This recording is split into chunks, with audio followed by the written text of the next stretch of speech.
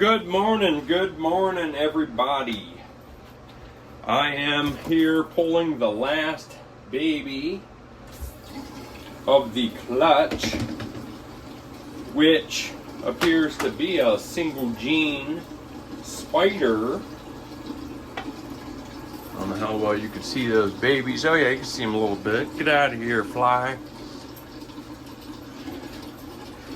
Hoping the video isn't, hopefully the vent here in the bathroom isn't too loud as I do this video real fast.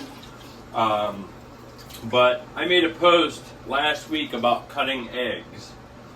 And, you know, I know there's a lot of controversy about it, and a lot of people are against it. And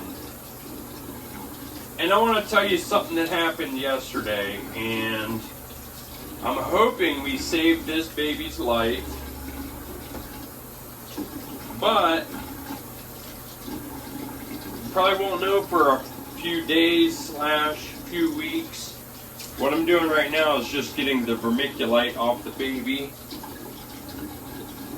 I don't so much give them a bath as I just wet my hands and drip water over them.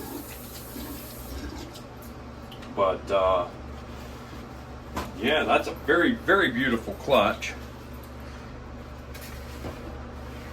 Look at these babies. Pretty, pretty, pretty. So anyway, I noticed the day before yesterday that the eggs were smelling a little funky over here, but it did look like all the babies were alive in their egg. And then yesterday, when all the other snakes were coming out, I took a peek inside one of the eggs, and the snake was not moving. And it smelled really bad, and I'm like, you know what, pretty sure that baby died in the egg, and I'll take it out here in a little bit.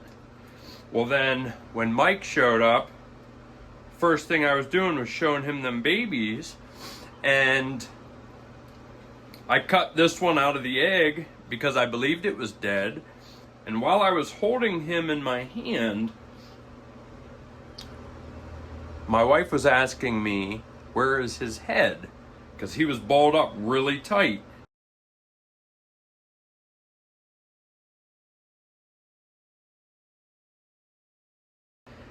So I started unwrapping him a little bit, and he moved.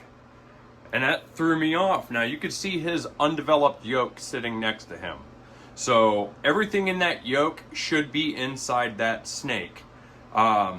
Whether it got twisted, he was balled up, something, he wasn't able to absorb that yolk. So what I did, and I've had to do this before, where I put very wet paper towel in a deli cup, and I'll put the hatchling in the deli cup, put it back in the incubator just like that.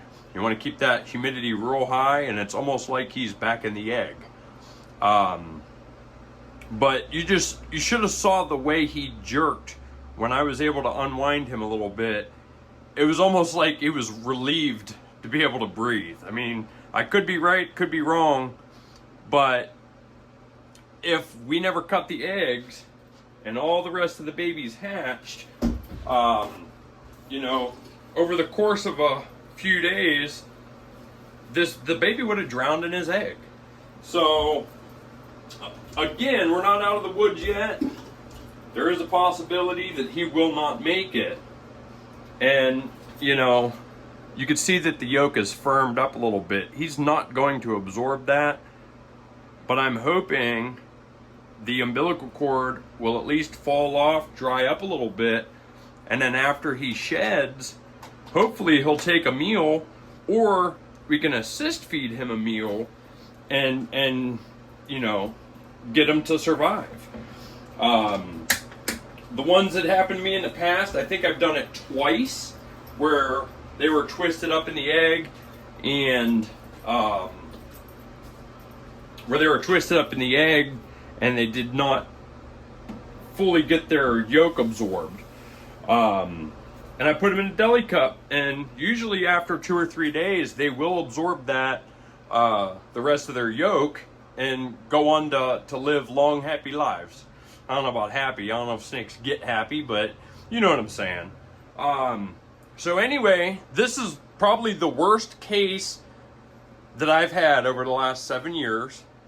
I do have some hope. He is still alive. He has been out of his egg for a day now.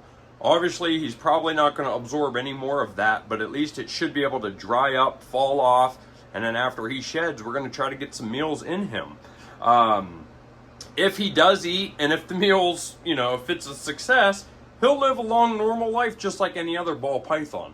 However, if I did not cut the eggs open and I did not notice him, he would have died in the egg within a couple of days. So that's why we cut. I know a lot of people only cut after the first pip, which is okay. And sometimes I do that. Sometimes I like watching them pip naturally, and sometimes you'll cut the eggs open and then a day or two later they'll pip out of their own spot. They don't want your hole, they'll make their own. So, but I wanted to show you guys that, and I will keep you updated on how that baby's doing. I'll talk to you next time.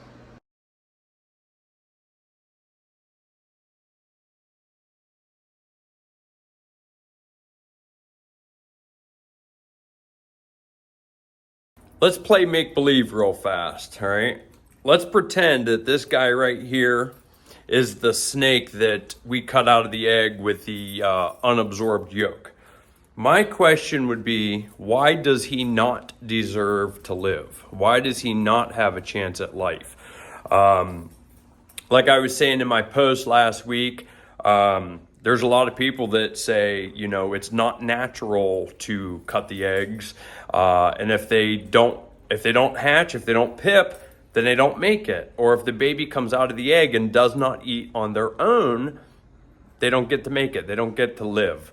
My question is why? Why don't they deserve it? If you can assist feed them one meal and then they go on and eat on their own, they have nothing wrong with them, and they go on to live 20, 30 years after that, just one assist feed, just 2 assist feeds, just, unwrapping their umbilical cord and letting them absorb their yolk. That's all it takes to get them to live. So if the baby makes it, if our egg that's sitting in that deli cup, if he makes it, that would be 100% success rate on that clutch, and every baby lives.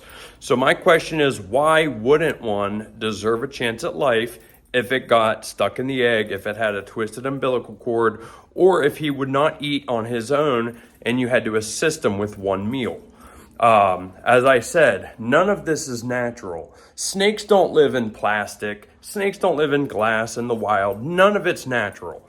So when they say it's unnatural to assist feed a snake or it's unnatural to cut the egg, none of this is natural anyway, right? They're wild. They live in Africa. There's snakes live all over the world. But we bring them here, we breed them, we keep them, they're our pets, we show people, we teach people, we learn. None of it's natural. We're humans. We take the unnatural and then we turn it into natural. We change a lot of things. It's innovation. So I think that, if I could assist feed them one meal and it can live and survive and thrive, I don't see any problem with that. The other thing is, a lot of people say, oh, it's only about the money. You only want every baby to live because it's a payday. You're going to get paid for it. That is false a lot of the times. I know in a lot of cases, and myself included, if you save a baby's life, it becomes more important. It becomes more special to you. A lot of breeders end up keeping that baby. There is no money. If you keep that baby that you assist fed, I know people that have assist fed babies for 2 or 3 months to get them going. They end up keeping that. That's their new pet. Or a one-eye snake or a no-eye snake. You know what I mean? They kept them living, and then they kept it as a pet. So there's no money involved. It's actually going to cost you money because then you're going to have to feed it, take it to the vet if need be, house it, clean it, all that stuff. So there is no money. It's not about greed. Why do people think that trying to keep every life alive is a bad thing?